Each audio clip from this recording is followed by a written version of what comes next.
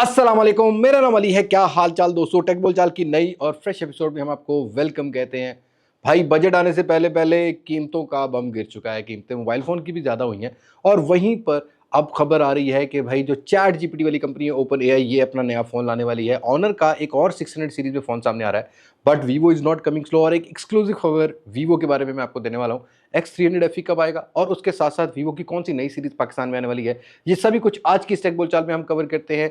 Video आपने अंत तक देखनी है, पसंद आती है तो लाइक शेयर एंड सब्सक्राइब के साथ नोटिफिकेशन बेल आइकन को प्रेस कर लीजिएगा और फोन की अनबॉक्सिंग वगैरह रिव्यू वगैरह भी आपको मिलते रहेंगे तभी जब आप नोटिफिकेशन बेल आइकन को प्रेस करोगे। अब मैं आपको ज्यादा बोर नहीं करता, वीडियो शुरू करते हैं।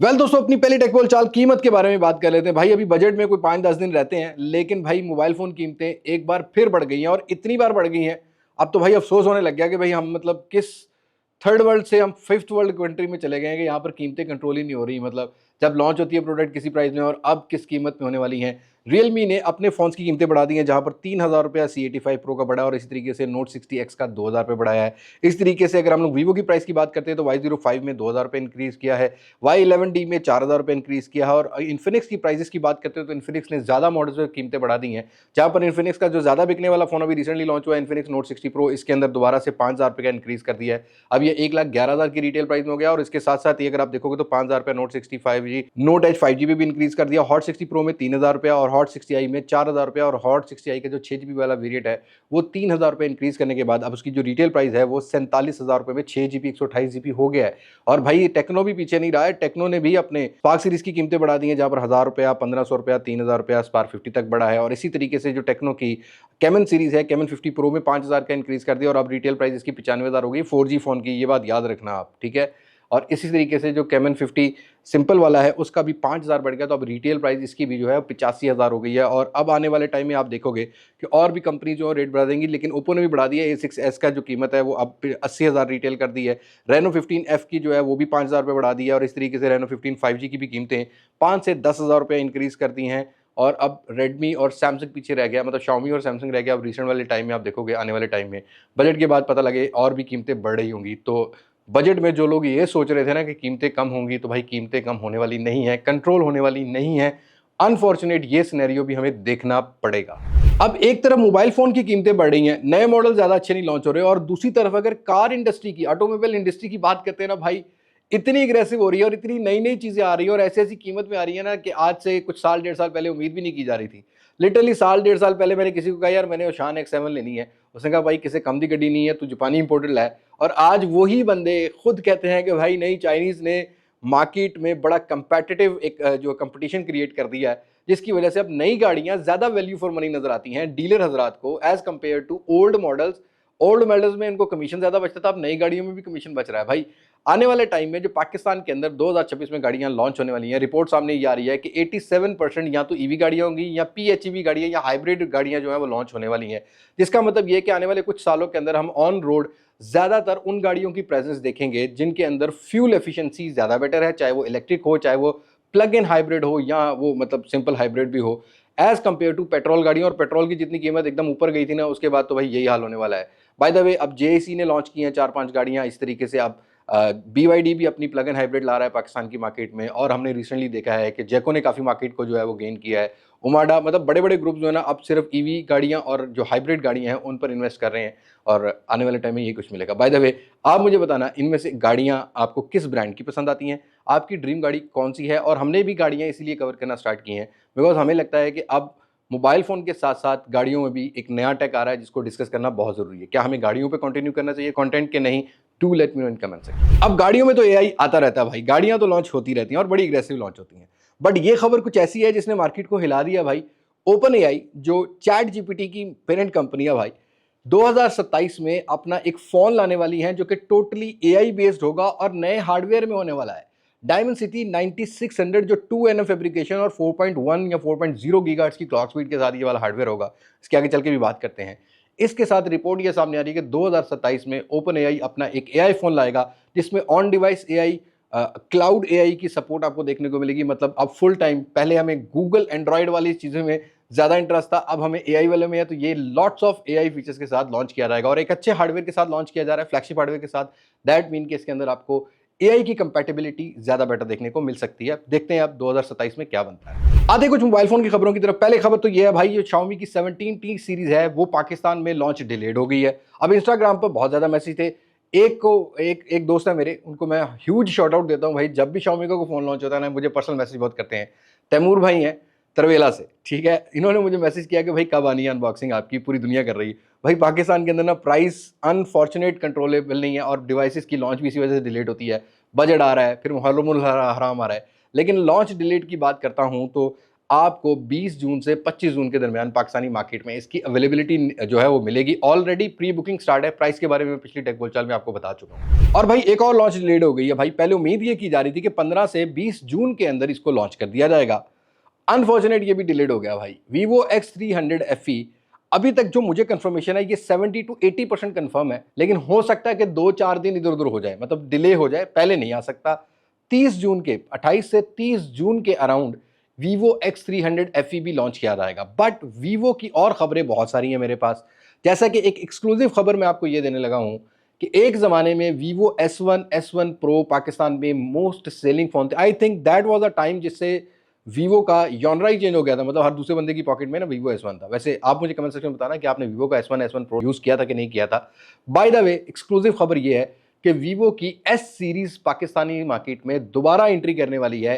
पाकिस्तानी मार्केट में भी करेगी, ग्लोबल मार्केट में भी करने वाली है। विद Vivo S2 जो मॉडल होगा उसके साथ ये पाकिस्तानी मार्केट में जुलाई या बिल्कुल एंड ऑफ जुलाई या आपको अगस्त के महीने में पाकिस्तानी मार्केट में अवेलेबिलिटी मिलेगी। एक्सक्लूसिव है, लिख के रख लो। फिलहाल आपको एक्सक्लूसिव दे रहा हूँ। 99% कंफर्म है। अब वो 1% मेरी इस वीडियो के बाद डिलीट कर दें लॉन्च तो कंफर्म नहीं होगा। और दोस्तों लास्ट ईयर वैसे ना अगर मैंने फोल्ड में से किसी फोन को लॉन्ग टर्म यूज किया था ना, वो Vivo का X Fold 5 था। बट इस साल जो X Fold 6 है वो ज्यादा पावरफुल लेटेस्ट हार्डवेयर के साथ आएगा, क्योंकि लास्ट ईयर जो X Fold 5 लॉन्च किया गया था ना स्नैपड्रैगन 8 Gen 3 के साथ था। बट इस दफा आपको लेटेस्ट हार्डवेयर Dimensity 9600 के साथ मिलेगा। 200 मेगापिक्सल का रियर पर लार्ज सेंसर मिलेगा विद जाइस इंटीग्रेशन। 50 मेगापिक्सल का टेलीफोटो लेंस होने वाला है। 7000 mAh की फास्टेस्ट बैटरी और 80 to 90 वाट की फ्लैश चार्जिंग भी इसमें देखने को मिल जाएगी।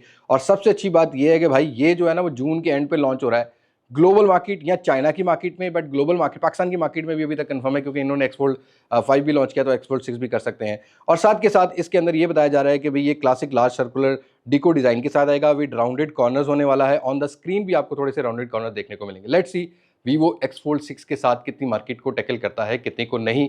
लेकिन अगर आप Vivo की एक नई और सीरीज का वेट कर रहे हैं तो भाई Vivo की जो मुर्गी है ना, साल में 2 अंडे, मतलब 2 सीजन होते हैं अंडे देने की हर सीरीज के हिसाब से। जैसा Y सीरीज है, जैसा V सीरीज है, जैसा X सीरीज है, तो इस दफा Vivo की जो मुर्गी है ना भाई V सीरीज का अंडा देने वाली है V80 के नाम से, क्योंकि ये मॉडल सामने आ चुके हैं और V80 का डिजाइन भी सामने आ गया। अब V सीरीज हमेशा से ग्लोबल मार्केट में वो होती है जो कि चाइना की मार्केट में S सीरीज के कुछ लेटेस्ट मॉडल लॉन्च होते हैं, और इस दफा चाइना की मार्केट में S60 सीरीज लॉन्च हो गई है।